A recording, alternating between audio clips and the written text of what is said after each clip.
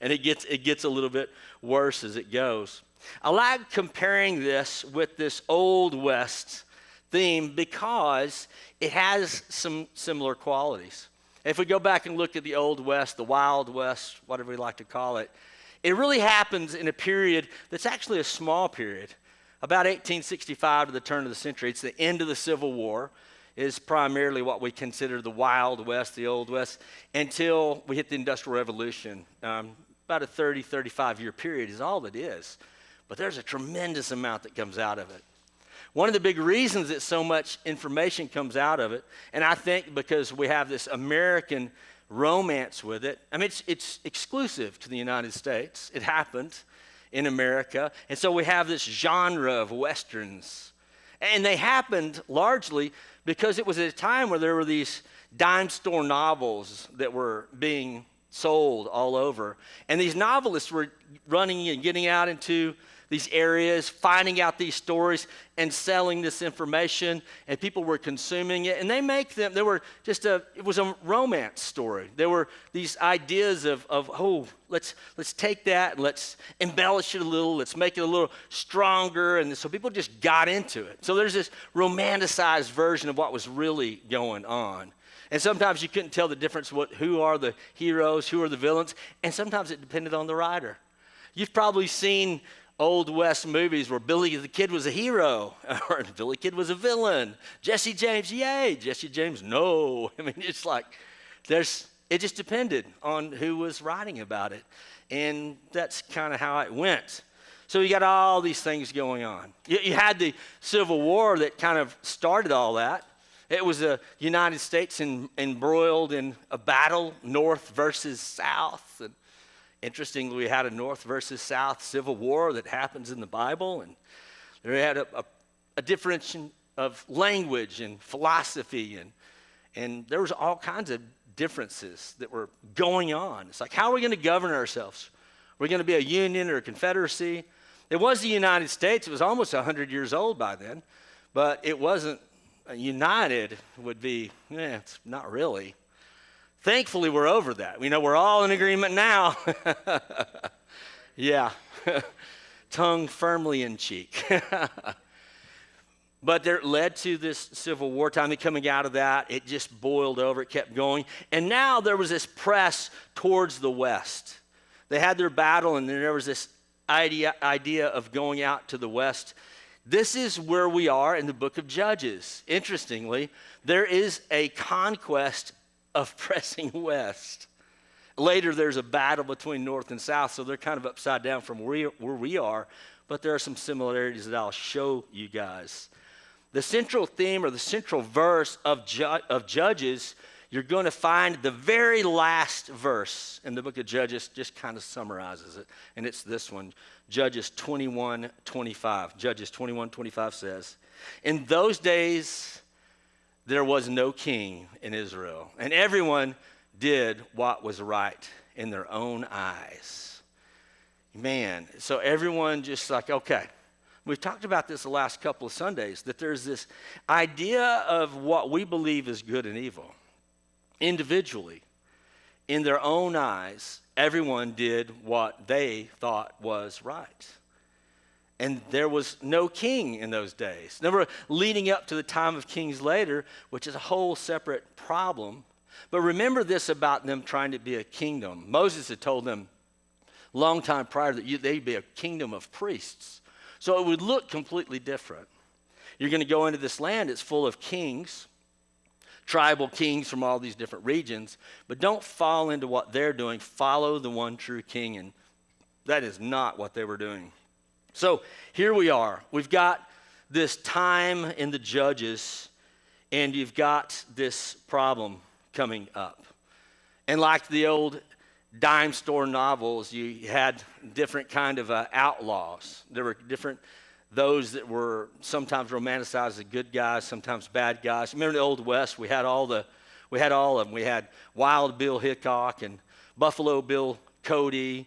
We had Billy the Kid, and of course we had Alaskan Bill White, and that's our guy here. Never mind. They all had to be named Bill, I guess. I don't know there were a lot of Bills that were actually there. But but they were not necessarily good or evil. We find the same thing when we head into Judges. So we get this central theme, and we get this collection of short stories. You get one judge after another, all the way up for about the first several chapters. It kind of recaps what happens at the end of Joshua. They talk about dividing up the land. It talks about each one of the different tribes. And they're like, yeah, they didn't get everybody out. They were given this land. They're supposed to take it. And then, well, they did, but they compromised. And then they'd got this land, and they were supposed to take it, but then they compromised. And then this tribe was supposed to get this land, and they went in to take it, and they compromised. And they always lived with, and every one of them had this same thing going along. Then you get to the 12 judges, and the judges, there are 12 listed in the book of Judges. Some would say 13. Amalek, he's not necessarily, Abimelech, he's not necessarily a judge. He kind of calls himself that. He's kind of more like a king, ruler, authority. He's the son of Gideon, and he's not a good guy. Well, several of them are not.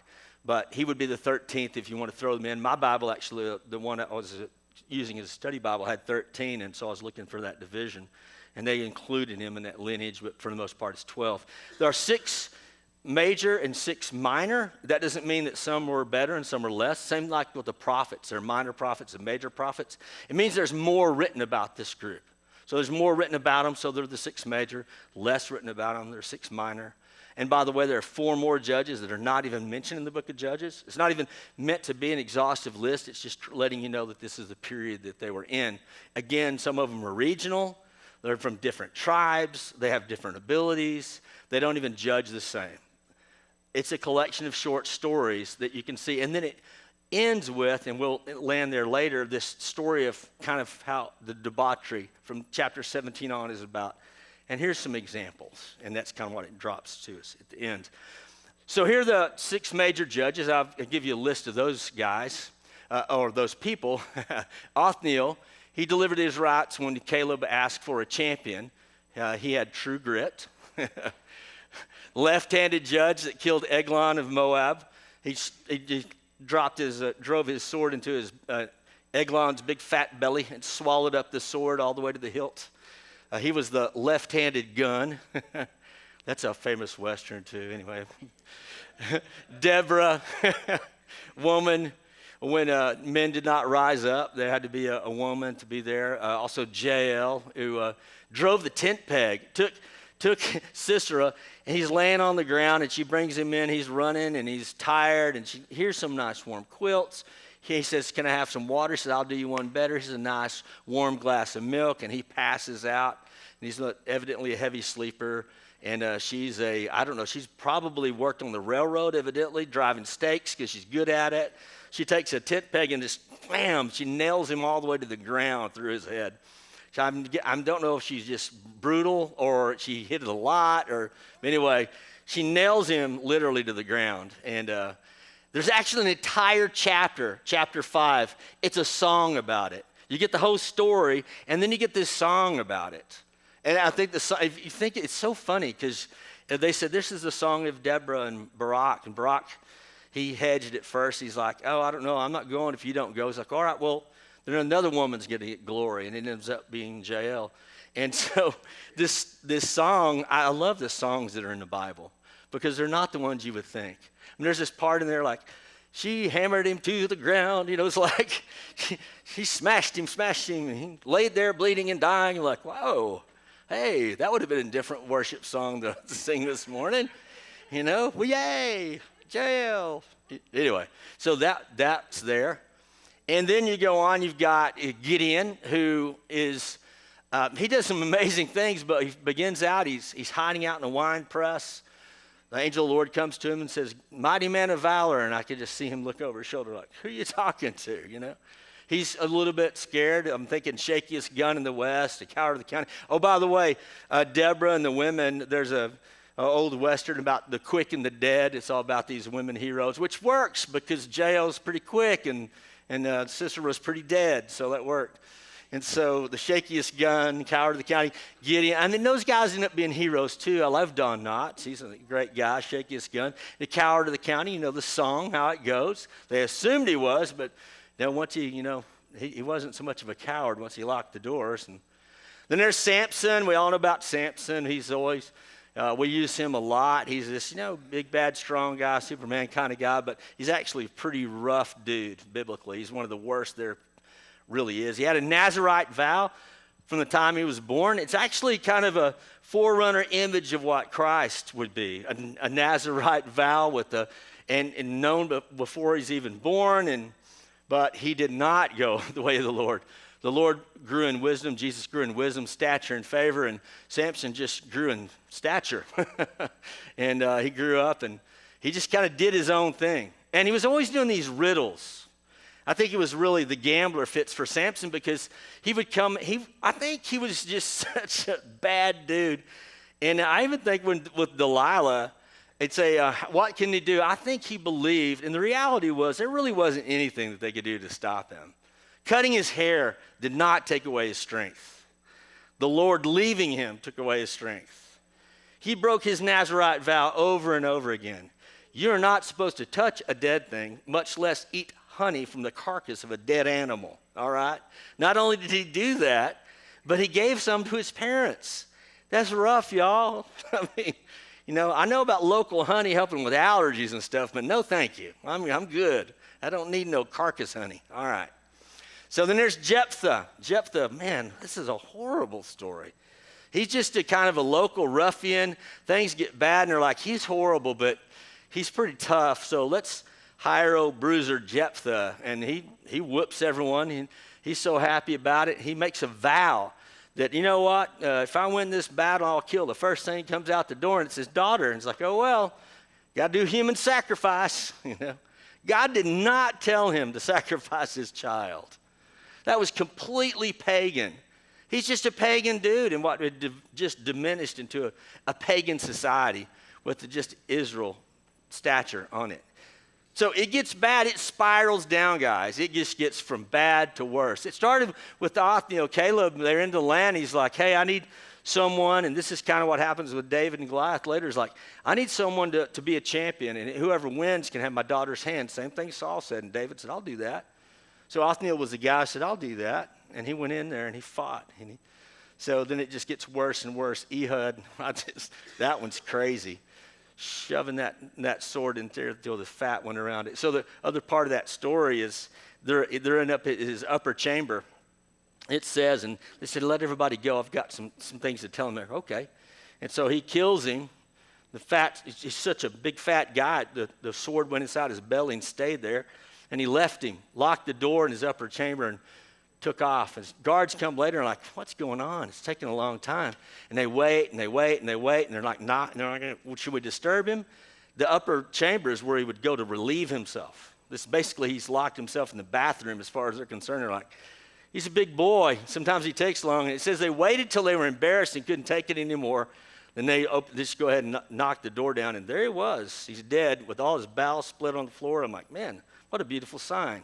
But that's the story of Ehud, and it's, all these wonderful signs. These are the judges. These are the primary judges. These are stories you get. There's a lot more to it. But you can see there is this short story kind of way about who these guys are.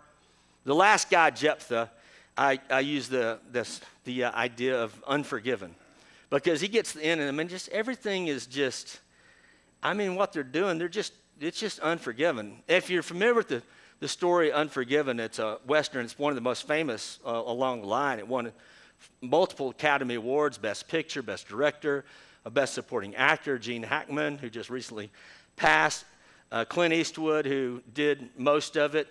Clint Eastwood's still alive. He's 187 now. He actually was alive before the Civil War. He is still alive. He's been around for a while.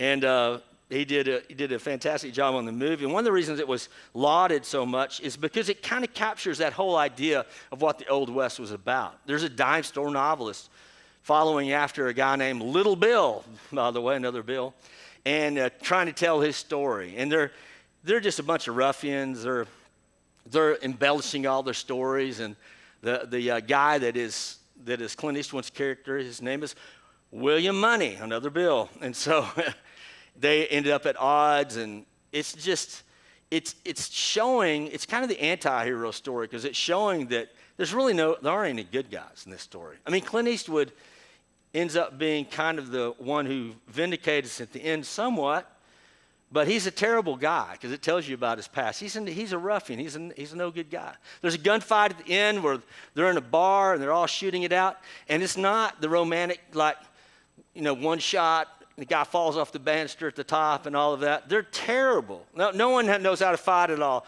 They're running around. They don't know how to shoot. They don't know how to load. They're a bunch of cowards. They're drunk. It's debauchery. And it ends and they're like, okay, Unforgiven. They're like, ooh, okay. That's a little more realistic. The dime store novelist is trying to capture these stories, and it's just like, wow, okay. What he's telling us is not the way it went. So there's that feeling of this unforgiven, this nature of all this cowardice and all the problems. And the book of Judges kind of shows what happens as people are going in, they're pressing west, and they're trying to conquer their lands, and they're going in. And instead of doing what God told them to do, they start doing everything based on what they think is right and wrong. Everyone individually does what's right in their own eyes. They're like, hey, I think this is probably the best way to go, and it's bad. One thing after another. There are several scriptures that kind of also tell us about that. It's all through the Bible about people doing what's right in their own eyes. If you go back to Deuteronomy 12, Moses had already kind of basically told them this. In Deuteronomy 12, 8 and 13, I think we have scripture for that. You shall not do according to all that we're doing here today. He's looking around them. He's like, okay, guys, this is when he's kind of summing some things up. He says, we're not doing things right. Doing whatever's right, and everyone's doing what is right in their own eyes. He says that specifically. A few verses later, take care that you do not offer your burnt offerings at any place you see. So when you go in, don't just do whatever you think is right in your own eyes. Don't just go in and offer wherever you see. But at the place the Lord will choose in one of your tribes, and there you'll go and offer the burnt offerings, and there you shall do all that I am commanding you. There is a way that they're supposed to do things. That is not what they do.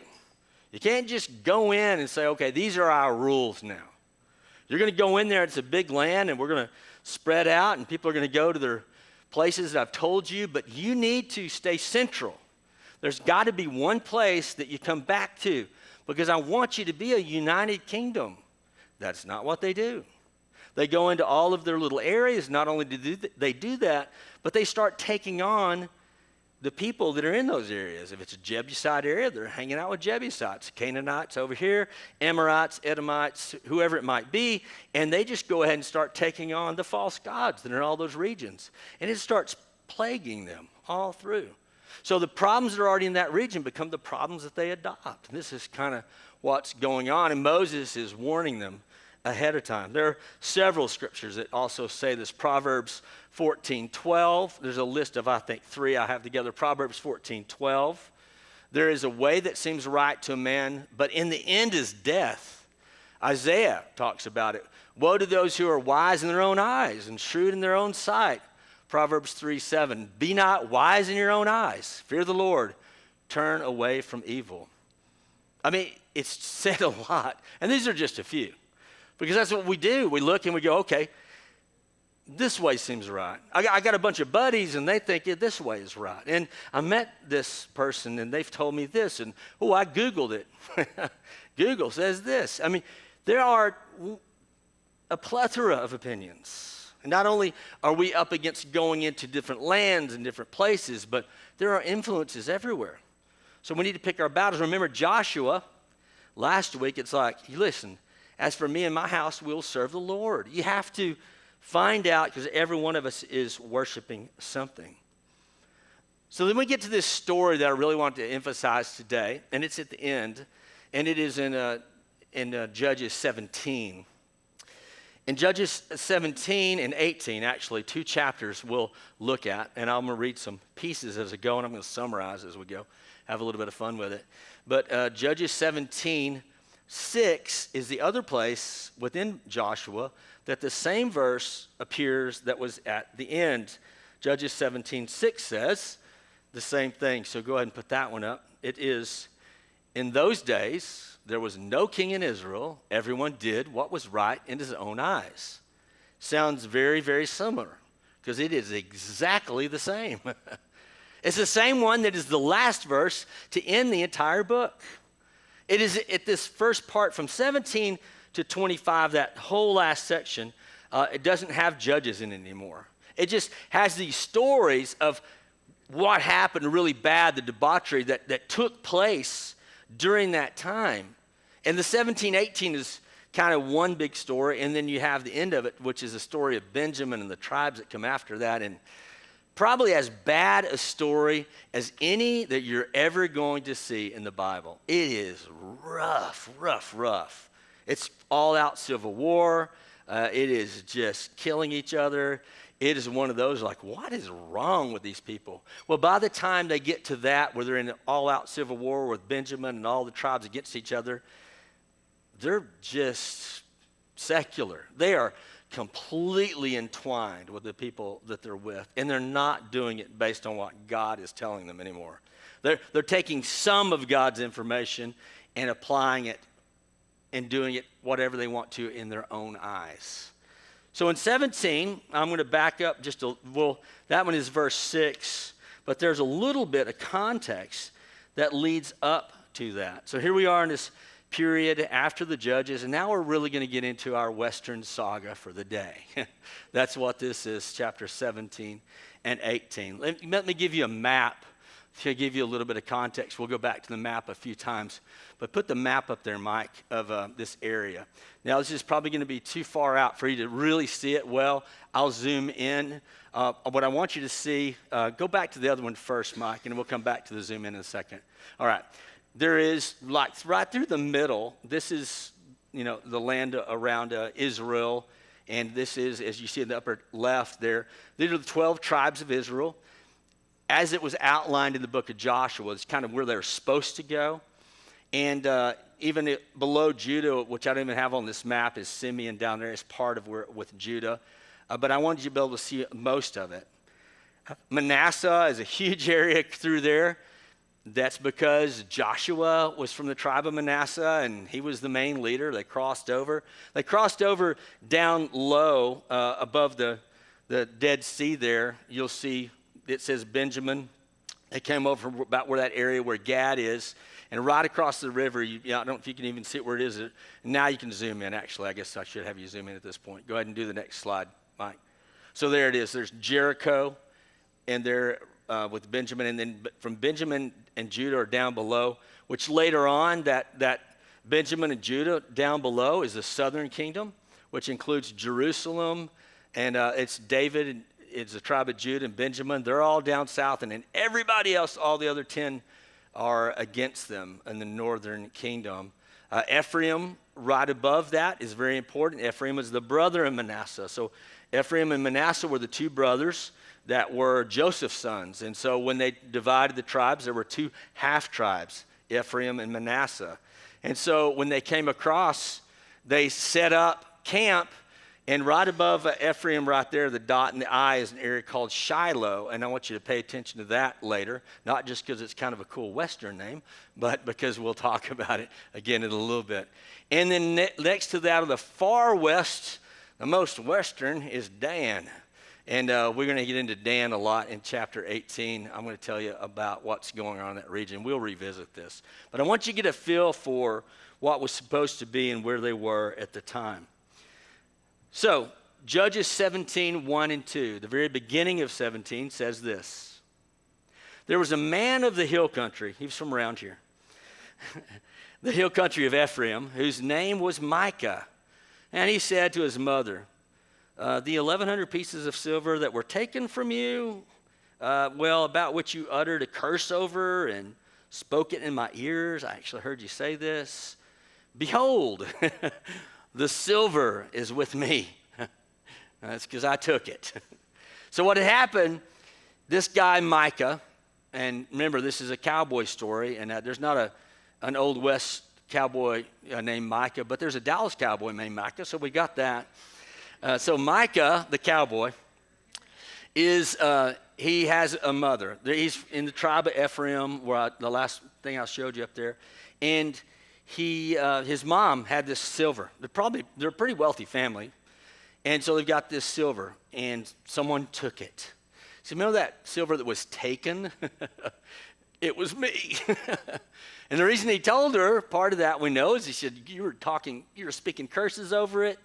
It seems like she was probably somewhat of doing a divining, and maybe she was just a straight up witch. I don't know. But she spoke curses over the silver. Whoever had it, he thought, well, I better give it back to Mom. I don't want that. And so he gives it back, and then her reaction, she's like, awesome. I'm glad we still have it. Here's what we're going to do. You know, you have this shrine you've been worshiping at. I'm going to give you a bunch of this silver, and we're going to take it. We're going to take it to the smelter, and we're going to have him melt that thing down, and we're going to make an image out of it, and we're going to worship that. So they take this silver that he had taken for himself, and they take it to a man with a big kettle that they can cook it down. So now we got a couple more things that we can remember about this story. These are ways you'll remember this. In Greek, the word for self is auto, which we get the words A-U-T-O, literally. Auto. So auto, like it's automatic, it's self-driving, so we use auto a lot. So auto is that ending. And we know that he took the silver for himself. So this is Silverado, okay? So, all right. I had to think hard on that one. So Micah the cowboy stole the silver himself, Silverado, and his ma had it cooked down in a kettle. So she's Ma Kettle. All right. It may get worse, I tell you, but you remember it. So this is kind of how the story starts, all right? And they're in the mountains. He's kind of like a Jeremiah Johnson kind of character, evidently, up in the mountains. And then we go on, and they've come to a place where they're really godless. I mean, where did they get to? And this is that she believes this is the thing to do. And we find out later that the image they make is just another Baal, another cow. I mean, I know we're talking about cowboys, but come on. I mean, they got this thing with cows, and so they make another one of those, and this that they're doing right now lasts for a tremendous amount of time. This is a kind of a small story, but it has massive long-term implications, as I'll show you in a little bit. So Micah Parsons of the Dallas Cowboys and Ma Kettle Silverado'd, and then let's get to 17:5. Let me read this next thing. Judges 17:5. The man Micah had a shrine, and he made an ephod and household gods and ordained one of his sons who became his priest. He's like, all right, we're set up now, but I need an ephod. They already knew about that. Not only did they took this idea of this calf, which was a golden calf, they made a silver one, which they should have known at least that's a bad idea. But they all did also know about the ephod. They said, what if we made an ephod where we could have priestly garments? It's okay, cool, but we don't have a priest. What should we do? Said, well, little Johnny likes to dress up. Let's make him a priest. And so they're going to make one of the sons a priest. And this is their plan, because this is what they have. They're doing what's right in their own eyes. They've really come off the rails.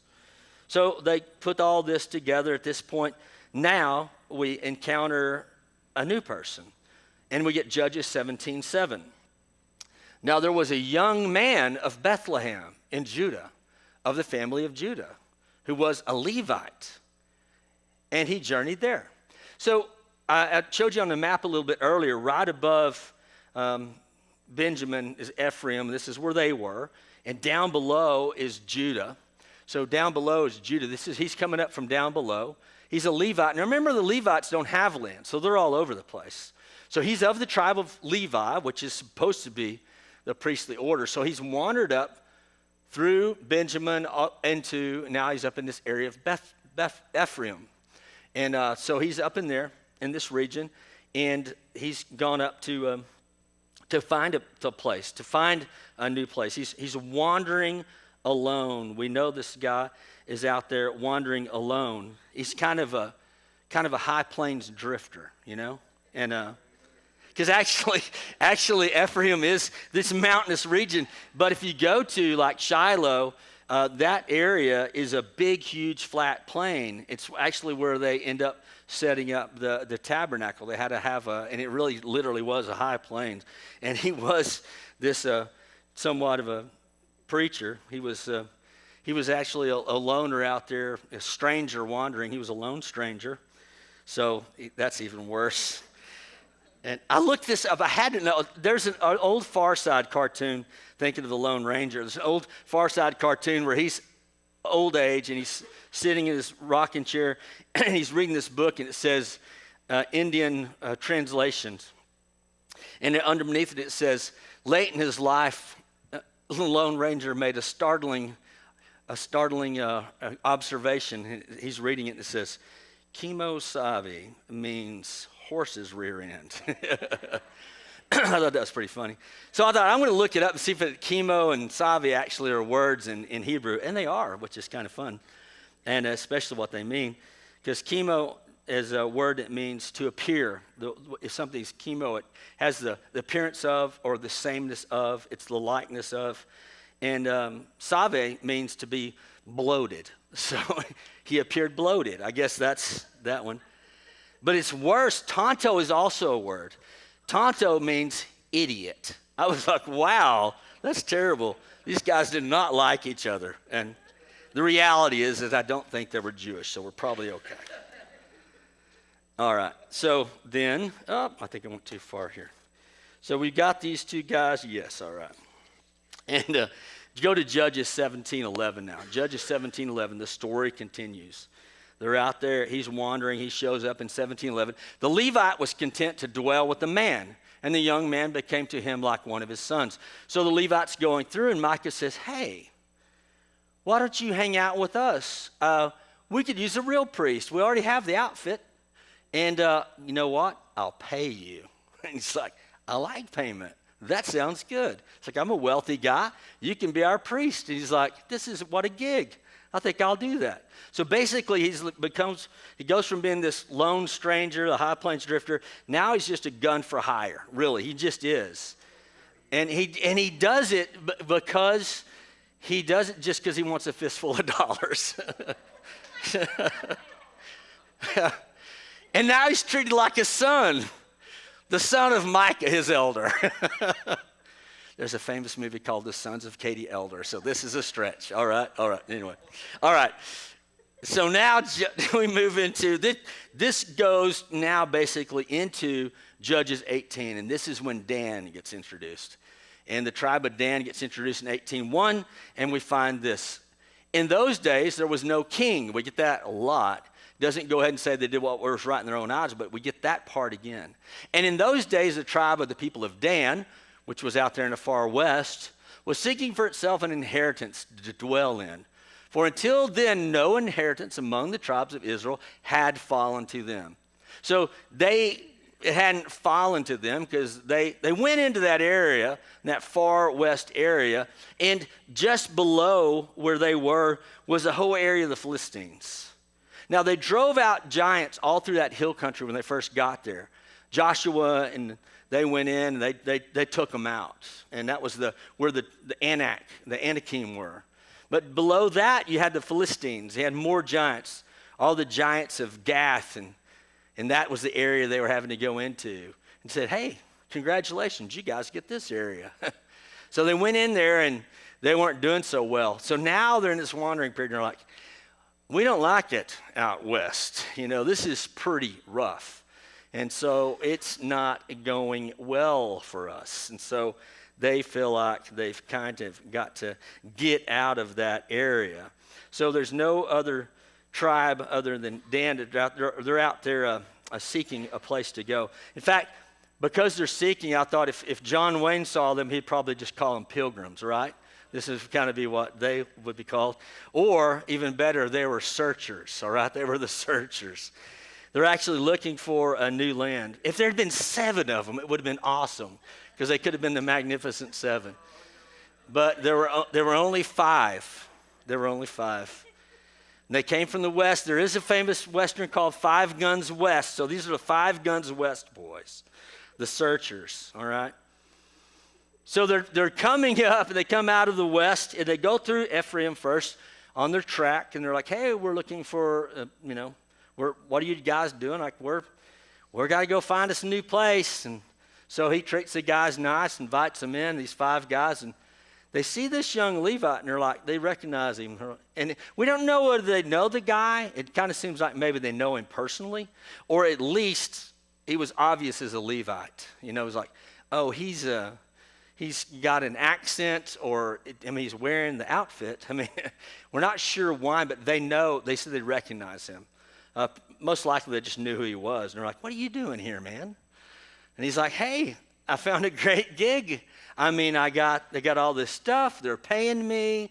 This is a really cool deal. And they're like, wow, that's cool. He said, so could you drum up some info for us and let us know how our journey's going to go? And he said, yes. And so he asked the Lord, and he said, you know what? He says, you're good, guys.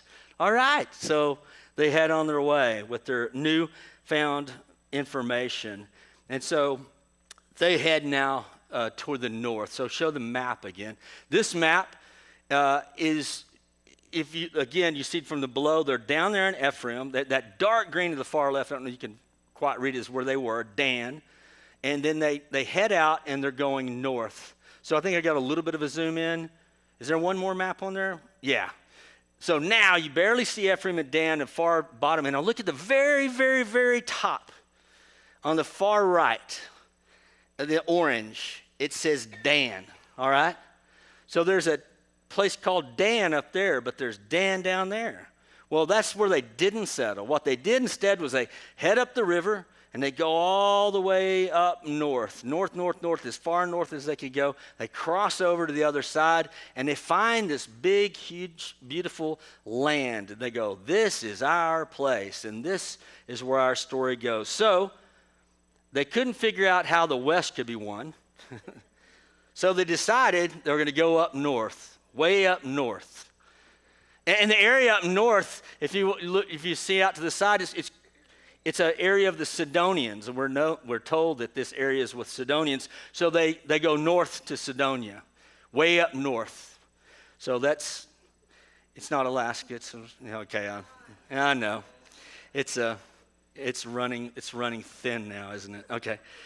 So they head up there, and they're going to go look for a place. So Judges 18:7 now. Judges 18:7 and 9 tells us this. 5 men departed, and they came to Laish and saw the people who were there, how they lived in security after the manner of the Sidonians, quiet, unsuspecting, lacking nothing that's in the earth, possessing wealth. They were far from the Sidonians because they were on the coast, there was a ways off, and had no dealings with anyone. So they weren't as close to their folks as they should be. And then they came to their brothers at Zorah and Eshtaol. They're like, okay, we're going to talk to these guys. And they said to them, what's your report? And they said, man, arise, let's go against them. We've seen the land, and behold, it's very good. Like, this is our place, guys. So what we've been looking for. It's a beautiful thing. And this is what they say. They go, we've got these people that are there, but they are not near the people that need to be with. They are far and away. That's another one. Anyway, and it is easy pickings for us because this area is open range. All right? That's one of my favorites, by the way. I like that one. It's land spreading out so far and wide. They can keep Manhattan, just give us a countryside. Oh, they weren't coming from Manhattan. But anyway, all of that was going on. So in 11 through 13, if you read on, I'm not going to read it up here, but they go back and they load up everything they have for war. They load it all up, and they're ready to go. So basically, they're just loading up the war wagon to head back up north to take what they have. That's another one, war wagon. Okay, never mind. So they go back through. They end up back at Micah's house. They go back to the guys down with Dan, the tribes are, and they're going to go back to the north. And it's like, this is what we want. And so they go down to Micah. On the way, just pretty quickly, they go back through Micah's place. And they said, the 5 guys said, hey, by the way, and now there are 600 of them. When we went through here before, there's a Levite priest here. And he gave us a good report, and it worked out. So I think we should swing by there and see if he wants to go with us. So they go by, and they talk to the Levite, and they said, hey, you going to go with us? He's like, why would I leave here? I got a fistful of dollars. And they said, you know what? How about a few dollars more? And he says, yay, because he's a gun for hire. So he leaves Micah Parsons in Ma Kettle, and he's ready to roll. He's like, okay, out of here, man. I got a better gig. Let's move on. And so what do? They also grab all the silver, and they load it up on their war wagon, and they're ready to take it off, and they're going to head out of there. And I just imagine as they're leaving, they say, hi-ho, silver. So away. No? Okay. That's all right. Too much. And so they head out. And so they're heading off now. They've got the silver. And the tribe of Dan and his neighbors and his buddies back home, they're like, hey, where'd the priest go? Wait, where's our stuff? So they form a posse. And they're going to head out and they're going to cut Dan off at the pass. And that's where we pick up our story, Judges 18. So Judges 18, and this is a bigger chunk here, but it says this in 22. The people from the tribe of Dan were quite a distance from Micah's house. The people who lived near Micah came chasing after them. They were shouting as they caught up with them. The men of Dan turned and said to Micah, what's the matter? Why have you called these men together and chased after us like this? What do you mean, what's the matter? Micah replied. You've taken away all the gods I have and I made and my priests, and I have nothing left. So they catch up to him and they're bemoaning. What do you mean? Look at what you've done. And it continues on. Go on to the next slide there. The men of Dan said, watch what you say. You better watch your mouth, boy. There's some short-tempered men around here who might get angry and kill you and your family. Tell you right now, there won't be nothing left of you guys but a bunch of tombstones. So the men of Dan continued on their way. Micah saw that there were too much. There were too many of them for him to go back and attack. He turned around and went home. I think when they caught up to him out there on the trail, it doesn't say in the Bible, but it had to be high noon, right? It had to be, right? I think it was. Yeah, and then also they're out there and came up to them, and you know what's the first thing the guys said? They were like, you don't be trying to corral us. It's not okay to corral us, I'm telling you. And I think as they were riding off, because they had 600 of them, they were all watching them ride off. They'd all hi-ho silver and took off already. I think in the distance you could hear the Micah guys just yelling at them, shame! So bad. Judges 18. All right, Judges 18, 27 and 28. Then with Micah's idols and the priests and the men of Dan came to the town of Laish, whose people were peaceful and secure. They attacked them with swords and burnt the town to the ground. Now that's a Western right there. These are not good guys.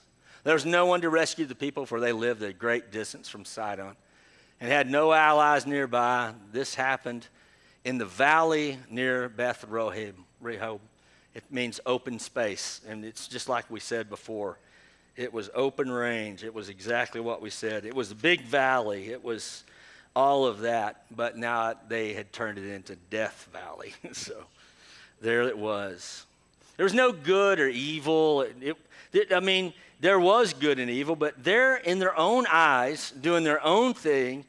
At the culmination of this, they just go in there and this is not by the command of the Lord. They just looked out until they found a nice place to settle.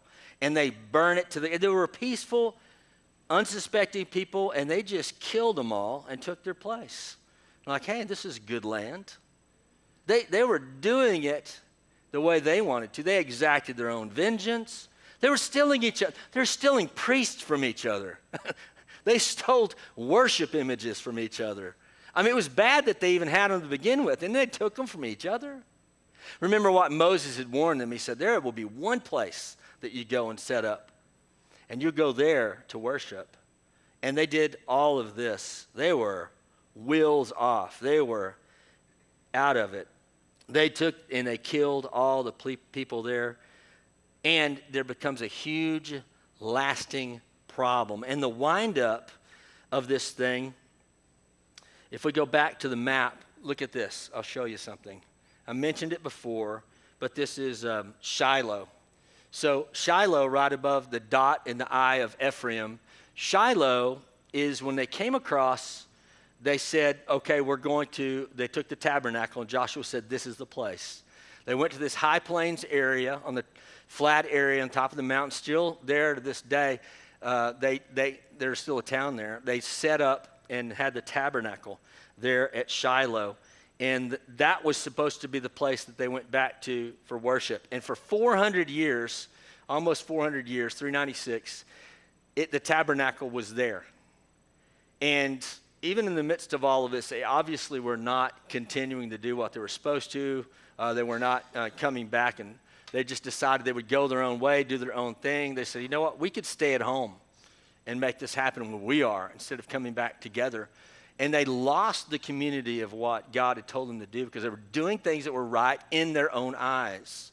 So they end up with all of these different ideas. They end up with regional, they're really just like regional kings, just like everybody else. And they went that way. And what was supposed to be where God would be was abandoned. And then the Philistines ultimately come out from further west over there, down far southwest. They come up and they burned Shiloh to the ground. They took the Ark of the Covenant and they went and kept it. That's the thing that David had to ultimately go and take back from them, is because they took it. They burned Shiloh to the ground, so once they reset up the kingdom, they couldn't even go back to where it was. They rebuilt a town there later on, but it wasn't the same one. So David said, hey, let's take it to Jerusalem when he took it back. And that's how you end up with it there in Jerusalem for a while. They end up taking it there and ultimately build the tabernacle, which Solomon builds after him. So there's this long implication of what happens. Let me read to you this final part of what happens there in Shiloh, the mention in Joshua 18 as it closes.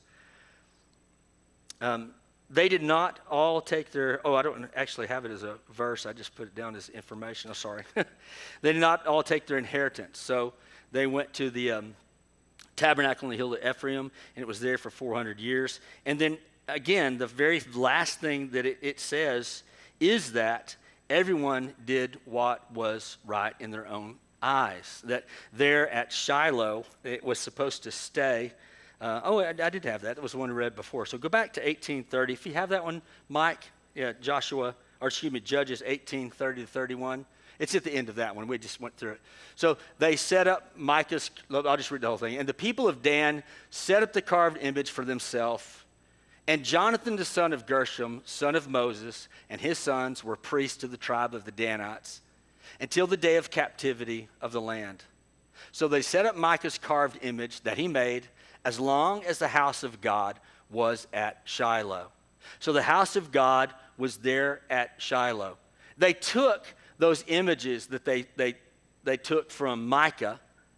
Those became an actual worship center in the far north because they felt like they were too far away from Shiloh. So they kind of went and did their own thing.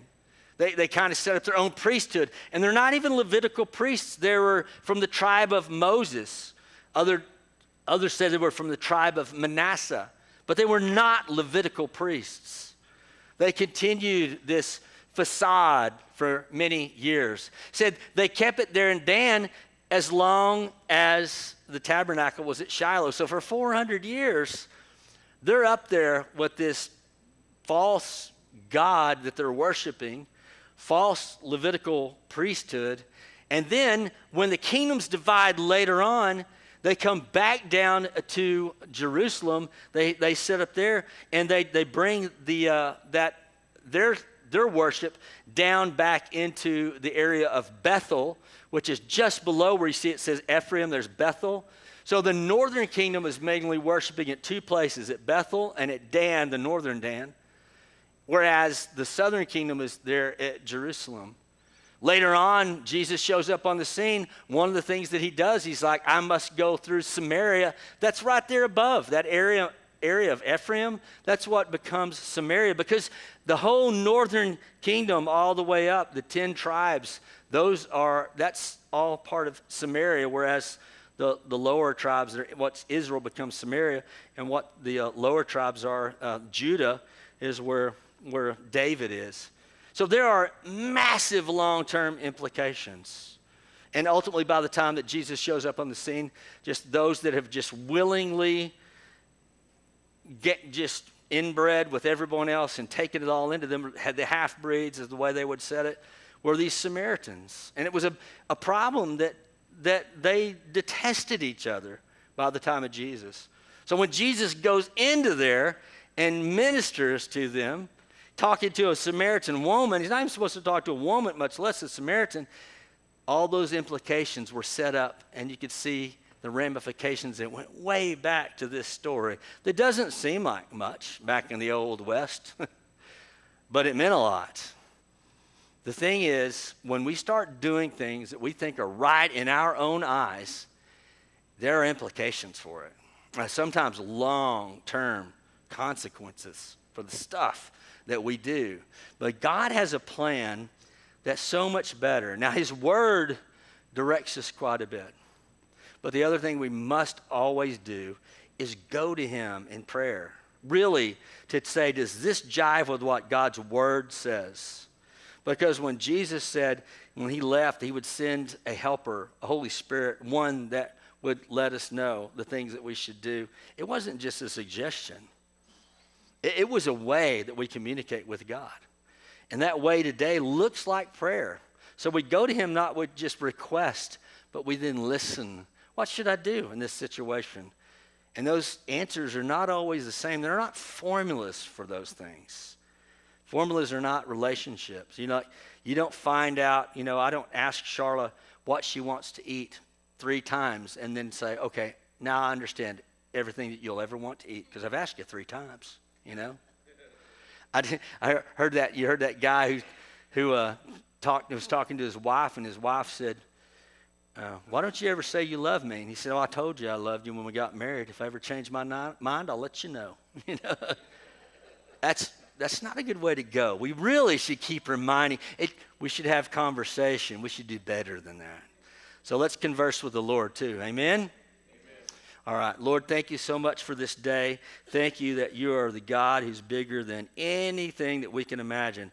You come into the middle of our hot mess wherever we've lived, whether it's in the Old West or in the time of Judges or in this world that's not united even where we live now, where there are blue states and red states and blue people and red people, and God, that you're your people. And that doesn't mean that anyone is qualified or disqualified by our patterns or beliefs, but Lord, there's one truth behind all things, and that's what we seek. So, Lord, let us not lean on our own understanding and follow our own ways and our own eyes, but instead understand that you are the way, the truth, and the life, and there is no way to eternity, to life, but by you, through Jesus Christ. Thank you that you are our Lord. We give you this day.